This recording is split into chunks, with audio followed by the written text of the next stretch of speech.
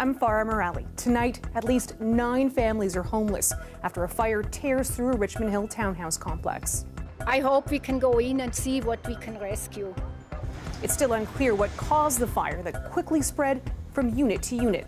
Plus, incident like this happening, violence happen, and the gun shooting is definitely concerning for all of us. The search for suspects continues after 6 people were shot at a busy Ajax barbecue.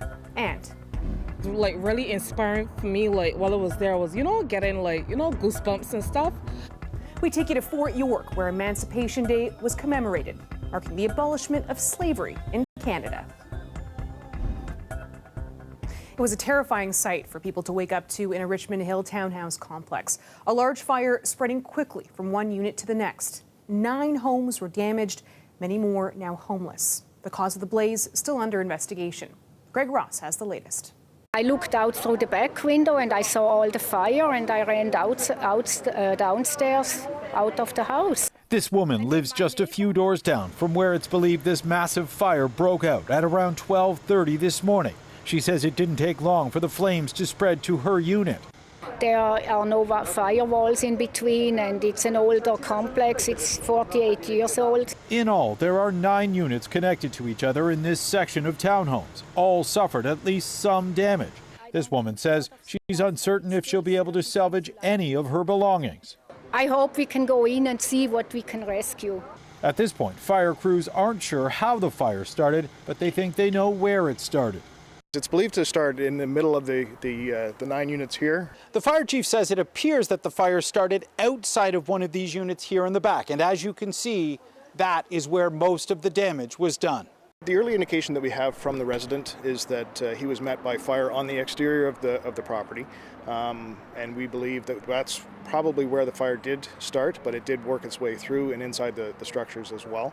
Fortunately, the owner of that home had working smoke detectors in his unit. Where the call started, the resident was awoken by a smoke alarm, which is, the best thing that we can hear. Homeowners are now concerned that the entire structure may have to be demolished and rebuilt, which could leave them in limbo for years. We don't know how long it's going to take, right? This was my first home. I had my baby here, so I've got it's a part of me. Despite the extensive damage to their homes, most of the residents here are trying to look on the bright side. I can't cry. I mean, it happened. We are all alive. We are all healthy. Everybody got out, and that's all you can do. The Ontario Fire Marshal has been called in to help determine the cause of this fire. Greg Ross, CBC News, Richmond Hill. A portion of Canada's Wonderland is closed today after a large fire broke out late last night in the water park area. Fire! Do you see the fire? Roller coaster is on fire, I think so. Yeah, me too. I am taking a video. Look at it! Yeah, the whole thing is on fire. God! The whole thing got fire. What? A Wonderland spokesman says a small structure fire broke out around 10:45, just after the civic holiday fireworks. York police say the park was evacuated as a precaution because of blowing smoke. The water park was already closed, and so no injuries were reported. Meanwhile, no word on how the fire started. Splashworks is closed to guests today, but the rest of Wonderland is still open. 6 people were shot outside a restaurant in Ajax early this morning. Durham police say one of the victims underwent surgery for life-threatening injuries and remains in critical condition. The other 5 are recovering from non-life-threatening injuries. Talia Ricci has more. Shell casings and evidence markers remain at the scene in Ajax. Police say the shooting happened behind this strip mall on Harwood Avenue around 1:20 a.m. The information we have at this time is that there was a function here that was a barbecue that was advertised online. We know that there was a lot of people in attendance. When police arrived, they found 5 of the victims, while a 6th was later located at a hospital. Posters online connected to the address were promoting parties for Caribbean Carnival weekend across the GTA. This one was located behind Dam Foods, a Caribbean market. I spoke with a couple of witnesses who were here last night. They didn't want to go on camera, but they did describe the scene as traumatic. Others who live and work nearby say this market holds parties out back regularly. But when the parties goes too late and incident like this happening, violence happen, and the gun shooting, it is definitely concerning for all of us. It's such a nice and quiet neighborhood, city and town, but things are start happening not in a right way, and this is very, very concerning. Police say the shooter or shooters left the area in a dark-colored four-door vehicle. No further information about the suspects has been shared at this time. Police have also not confirmed whether the shooting was targeted. We can provide some more information that of the 6 victims, all 6 were adults, 3 male and 3 female. As you can see, our forensics identification unit is currently processing the scene. Police are asking for anyone who was at the party and may have information to come forward. Talia Ricci, CBC News, Ajax. Toronto police are calling the death of a man in Lake Ontario yesterday a tragic accident. They say the man fell from a tour boat in the early afternoon near Lake Ontario. After a 2-hour search, his body was recovered. He was later pronounced dead in hospital. Officers say the investigation is now closed and the man's death has been deemed an accident. Toronto police are asking for help finding a man suspected of setting off fireworks at a Dua Lipa concert last week. It happened in the middle of the crowd at Scotiabank Arena. The fireworks were not part of the show, and 3 people were treated for minor injuries. Today, police announced they're looking for this man, 29-year-old Nam Ton. He's wanted on the charge of mischief endangering life. Police say he's 5'6" with an average build. He may be driving a white Honda CR-V with the license plate CTY-V147. And if you have any information on where he might be, police want to hear from you. Well, today is Emancipation Day, which marks the abolishment of slavery back in 1834. Around 800,000 people were freed after experiencing the horrors of slavery throughout the British colonies, including in Canada. The intergenerational trauma is still felt to this day, but it's not always acknowledged as it should be, especially in school. That was a theme for one of Toronto's Emancipation Day celebrations at Fort York. Ali Chiasson was there. We created this procession around these 30 desks here in this installation for read-in, and we're taking banned books that have been banned in America. Some of them are Canadian authors. Books about self-discovery, discrimination, and the Black experience, to name a few. I feel like the kids use slingshots because they aren't old enough to use an actual weapon. Roger Mooking, in collaboration with the Ontario Black History Society, marked Emancipation Day with this read-in. It just tells you the importance of knowledge, information, and being able to not only absorb that information and use it as a tool to empower and better your circumstance, but better the circumstance of your community as well. Today is only the 2nd annual Emancipation Day celebration since it was officially recognized by the Canadian government last year. Its roots go back to August 1st, 1834, when slavery was abolished across the British Empire. The push for full freedom continues today. Many are calling for the Canadian government to formally apologize for our own history of slavery, while the work continues to mandate Black history and anti-Black racism awareness in school curriculums. We have received students in our class who throughout their entire education career in the province have not encountered anything about the 400-year presence of Black people in Canada. And so it's time for that to change. I thought school would be hard because I wouldn't get to play all day. But school turned out to be hard for other reasons. We really make sure that Black history is taught throughout the curriculum from K to 12 is extremely important. Not only for African Canadian students, but for all students. It will help to create a more inclusive, equitable society, both now and for future generations to come. It's important also that this work continues throughout the year and we don't just have these conversations on like the day kind of thing. Exactly. History's every day, you know, everyone lives with their own history. People need to know their own history as well. So it's important that we're engaging with it every day and that we start from a young age. Ali Chiasson, CBC News, Toronto.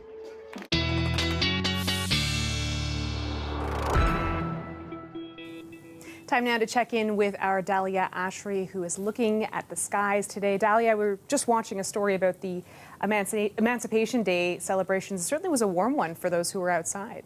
That's right. We saw those dry, beautiful, hot conditions this summer. We got spoiled with that. But as we head into tonight, well, things are about to change. We're going to see those wet conditions after we had that nice break and a risk of a thunderstorm, which we'll get into in a bit. And then we'll have those dry conditions again, which is okay. The plants need the water and they also need the heat in the dry condition. A little bit of mixture never hurts anyone. So the daytime highs in Toronto, 29 degrees, Windsor, 29. Windsor's mainly the hot spot. Ottawa, 29. The cool spot in the region today is London, 26 degrees. Now, the current temperatures in Toronto, well, it is still beautiful outside. Temperature-wise, it's pretty warm, and it will get damp later on this evening, but for the meantime, it's still pretty warm. Windsor, 30 degrees, like we said. That is the hot spot for the region. Kitchener is a little bit more on the cool side. Ottawa is 27 degrees. Now, the humidex today is pretty high, and we're really feeling that along with the warm temperatures. It really is kicking in, so you want to stay hydrated, but we are expecting those damp conditions that we're talking about. So it will start to feel a little muggy as the night continues. Windsor, 38 degrees, feeling very tropical in Windsor, and London, 33, Kitchener, 30 as well, and Ottawa, 33. So those are the hot spots in the area. As we can see right now, the clouds is clearing out, but there is that precipitation that is making its way. So in London, we see the precipitation there. Windsor as well. There is strong winds that are going to be gusting all of this clouds away from the region and taking that rain away, which we'll get into a second as well. Tonight, the temperatures will drop 18 in Toronto, Ottawa, and Windsor across the board, but there is rain and a risk of thunderstorm in Toronto and Windsor. Ottawa, not so much. Now, like we were talking about, there is strong winds in the area, so it's gusting up to 70 kilometers an hour. So cottage country, you have southeastern Ontario, that's bringing all that wind and rain to the area and that risk of a thunderstorm, pushing it, and eventually will make its way to Ottawa.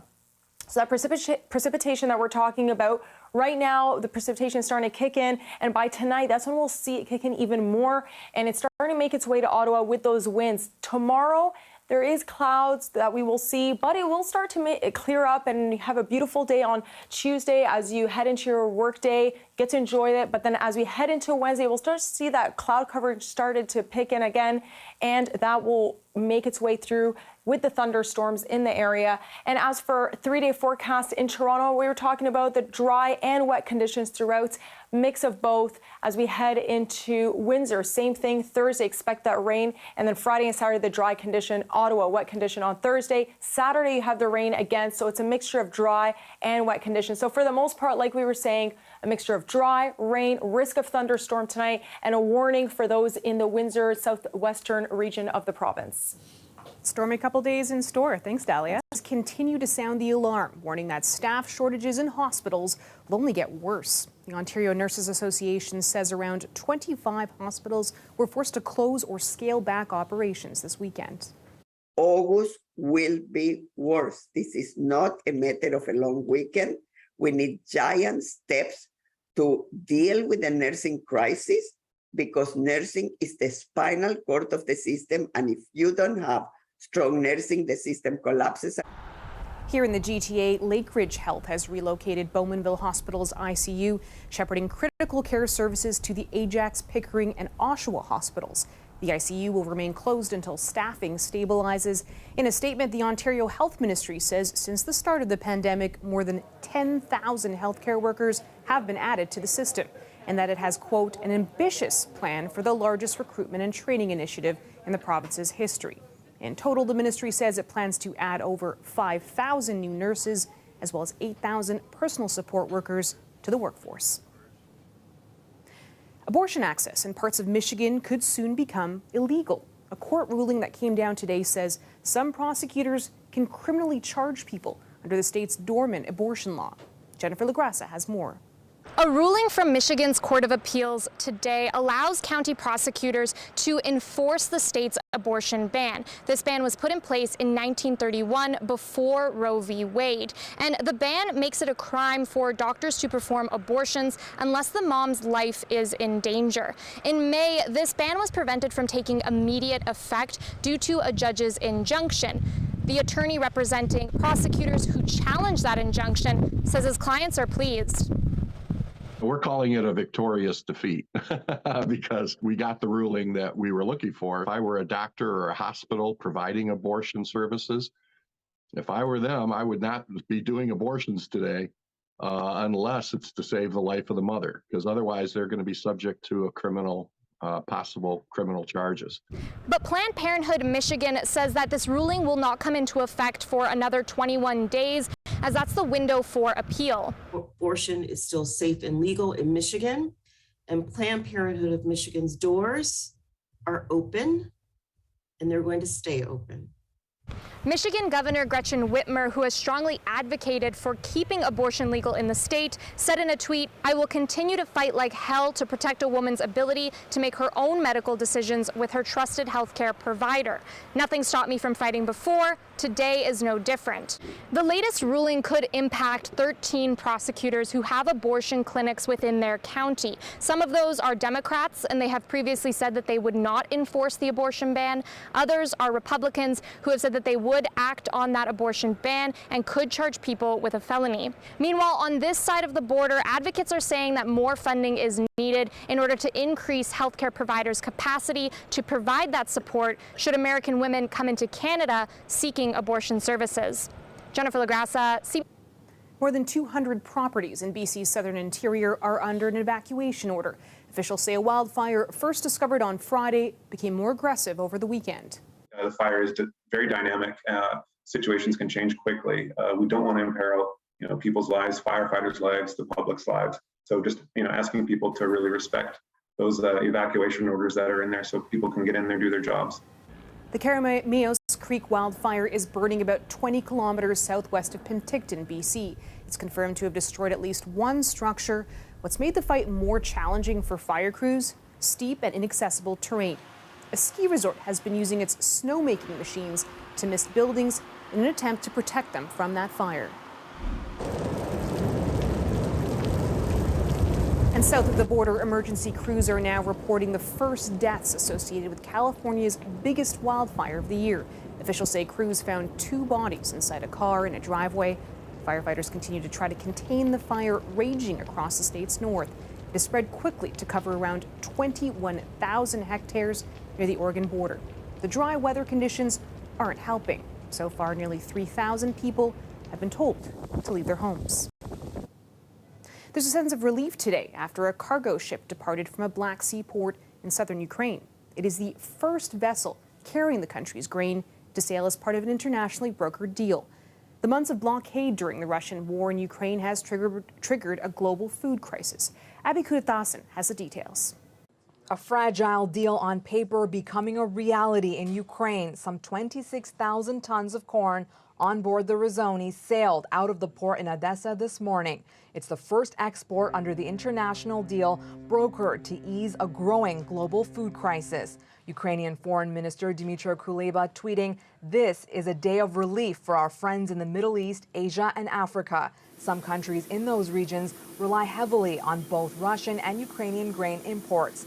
The United Nations warns the ongoing war could worsen hunger for more than 180 million people. This ship, the merchant vessel Razone, is loaded with 2 commodities in short supply: corn and hope. Hope for millions of people around the world who depend on the smooth running of Ukraine's ports to feed their families. This first grain ship will be inspected in Turkish waters on Tuesday before making its way to Lebanon, a key destination because Lebanon has depended on both Kyiv and Moscow for more than 80% of its wheat before this war. The country was already facing a deep financial crisis, and this invasion of Ukraine has further driven up food prices. The European Union hailed the departure of the first vessel, but says the Kremlin must uphold its end of the deal. This is a welcome first step towards mitigating the global food crisis, which was enhanced by Russia's illegitimate aggression and blockage of aggression against Ukraine, blockage of Ukrainian ports, in addition to mining, destroying the fields in Ukraine. Kremlin spokesperson Dmitry Peskov says he hopes all parties involved fulfill their commitments. Turkey confirms more vessels will leave the Black Sea soon. Some 20 million tons of grain products are stuck in Odessa's port alone. And Ukrainian President Volodymyr Zelensky has warned that his country's harvest this year could be half of what it normally is because of Russia's invasion. Abby Kodasin, CBC News, London. Well, a longtime music venue in Ottawa's Byward Market is shutting down after more than 20 years. It's the latest blow to an industry already struggling with the aftermath of COVID-19. Rochelle El-Soufi has more. While the venue was small, the Mercury Lounge was known for its larger-than-life energy, hosting several prominent bands, including the Strokes, who played one of their first live shows there. But now the music has been turned off for good. And I apologize to the people. I just can't take it forward. John Criswick says he was forced to shut down after the first COVID-19 lockdown in March 2020. He's making the closure official now, as they were never able to fully recover from the effects of the pandemic. You're dealing with multiple levels of government legislation. You layer on top of that lobby groups, layer on top of that pandemic, masks, vaccines, COVID, staff issues, layer on top of that protests, layer on top of that climate change.